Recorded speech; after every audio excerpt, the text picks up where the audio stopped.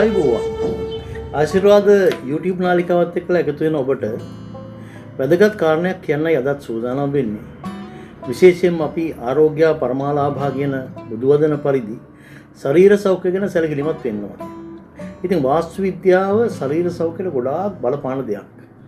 අද අපි කතා කරන්න යන්නේ ඔබේ නිවසේ මුළු තැන්ගේ නැත්නම් කුස්සිය පිළිබඳවයි.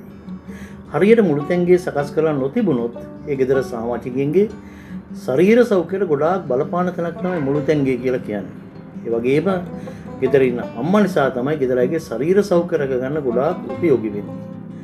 ඔබේ ගෙදර මුළු තැන්ගේ තියෙන තැන, ලිප තියෙන තැන, ශීතකරණ තියෙන තැන් හරියටම හරිද? එහෙම නැත්නම් ඒවැයි ප්‍රශ්න තියෙනවද කියලා බලමු. එහෙම තියෙනවා නම් අනිවාර්යයෙන්ම ඔබේ කායික මානසික සෞඛ්‍යයට බාධා සිද්ධ වෙන බව අමතක කරන්න එපා. ඉතින් මේ සම්බන්ධ පූර්ණ අවබෝධයක් ලබා ගන්න මෙන්න මේ වැඩසටහන අවසානයේ දක්වා නරඹන්න කියලා පළමුවෙන්ම ඔබෙන් ඉල්ලා ඉන්නවා. කෙටි වෙලාවයි අපි කතා කරන්නේ.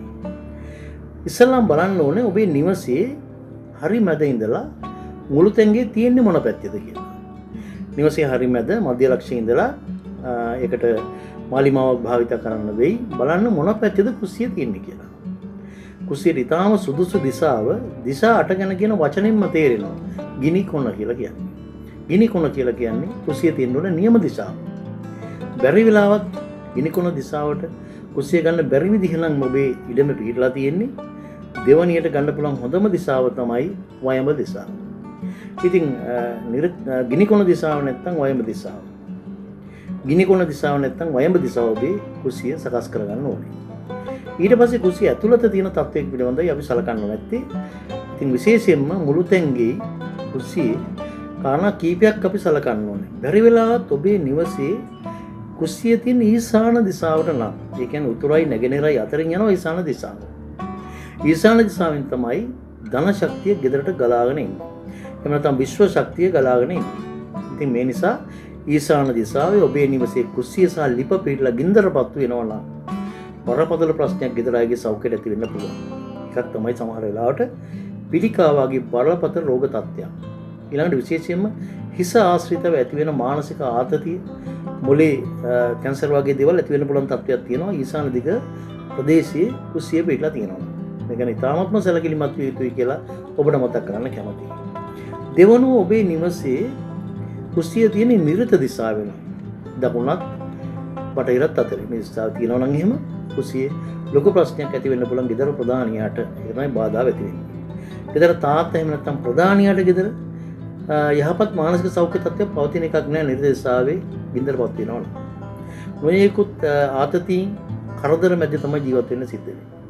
ඒකෙන්ද මතක තියාගන්න මේ කුස්සිය නියම දිශාවේ සාදා ගැනීම නම් ඉතාම වැදගත් වෙනවා.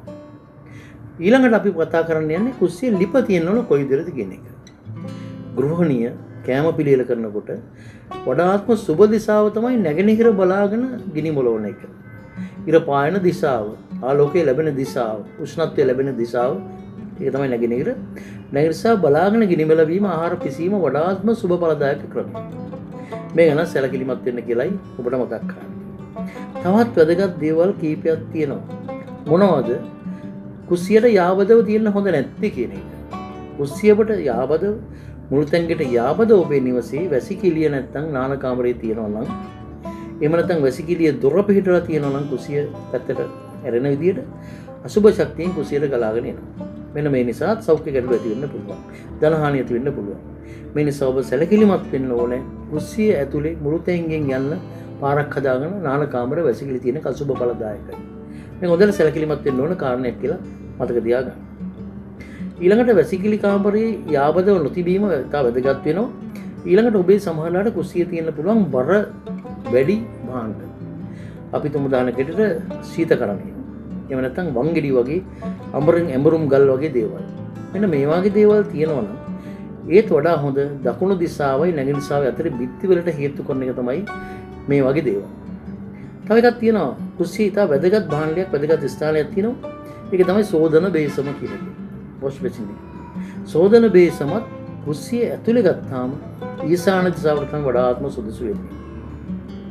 ඊශාන දිශාවට සෝදන බේස තියා ගන්න ඕනේ. ඔබ සටහනක් ඉඳලා බලන්න. ඊශාන දිශාවට සෝදන බේසම තිබ්බට පස්සේ ඔබේ නිවසේ ගෘහණීය ආහාර පිසීම කරනකොට කටයුතු කරන්නේ දකුණු අත පාවිච්චි කරලා නම් සෝදන බේස්මෙන් පස්සේ තමයි එන්න නැති ලිප. ඒ කියන්නේ සේදුවට පස්සේ දකුණු අත පැත්තේ යම්කිසි වාදනයකට හොදන එළවලු ටික හරි මොනවා හරි දාලා නැවසරක් ඒ කරන්න ලිපේ තියන්න වෙනවා. එතකොට දකුණු අතින් වැඩ කරන කෙනෙකුට සෝදන බේස්මේ දකුණු අත පැත්තෙන් ලිප තිබීම තමයි වඩාත්ම පහසු වෙන්නේ. එහෙම නැත්නම් වම් අත පැත්තේ නම් තියෙන්නේ අහපොබ යනවා එකක් වෙනවා. ඒක මොලේට ලොකු කරදරයක් වගේ දැනෙනවා. හැමදාම වැඩ කරන තැන කුස්සිය කියලා කියන්නේ මේක නිසි ලෙස සකස් කර ගැනීම ඉතාමත් වැදගත් වෙනවා. මේ විදිහට සකස් කරගන්න ඊසාන පැත්තේ ජල බේෂම නැත්නම් සෝදන බේෂම තියන්න. නැගෙනහිර බලාගෙන ගිනි මොළවන විදිහට ලිපක සකස් කරගන්න. වැසිකිලි කාමරයක් නාන කාමරයක් මුළු තැන්ගේට යාබදව තියන්න එපා. ඒක අසුබ ඵලදායක වෙනවා. දැන්ට තියෙනවා නම් ඉවත් කිරීම තමයි වඩාත්ම සුදුසු. ඊළඟට ඔබේ නිවසේ ඊසාන දිශාවේ තියෙනවා නම් එම මුළු තැන්ගේ බරපතල සෞඛ්‍ය ප්‍රශ්න ඇති වෙන්න බලනවා. ඒ නිසා ඊසාන දිශාවෙන් ඉවත් කරන්න මම කලින්ම කිව්වේ හොඳම දිශාව තමයි සිංහල ක්‍රමයේ දිශාටි ලම් කියනකොට ගිනි කොන කියලා කියන දිශාව. ගිනි කොන දිශාවේ ලිප සකස් කරගන්න. බැරි වෙලාවත් එහෙම කරන්න බැරි තත්ත්වයක් තියෙනවා නම් වයඹ දිශාවේ මුළු තැන්ගේ සකස් කරගන්න. මේ විදිහට සකස් කරගත්තට පස්සේ ඔබට ධන ශක්තියෙන් ගලාගෙන එනවා නිවසට බාධාවකින් තොරව මානසික සහනදායක තත්ත්වයක් ඇති වෙනවා. මානසික විදිහට කුසිය සකස් කරගත්තාම ආහාර පිසීමේදී ඔය මානසික ආතතියින් නොයෙකුත් දේවල් ඇති වෙන එක බොහෝ දුරට වළක්වා ගන්න පුළුවන් වෙනවා. ඔබ හිතනවා නම් එහෙම බැරි වෙලාවත් ඔය ගේ හැදුවට පස්සේ ටයිල් කරලා ලස්සනට හදලා තියෙනවා තමයි පැන්ට්‍රියක්. නමුත් ඒක ඉඩමදි. කුස්සියක් එළියෙන් හදන්න ඕන කියලා සමහර අය තීරණය කරනවා.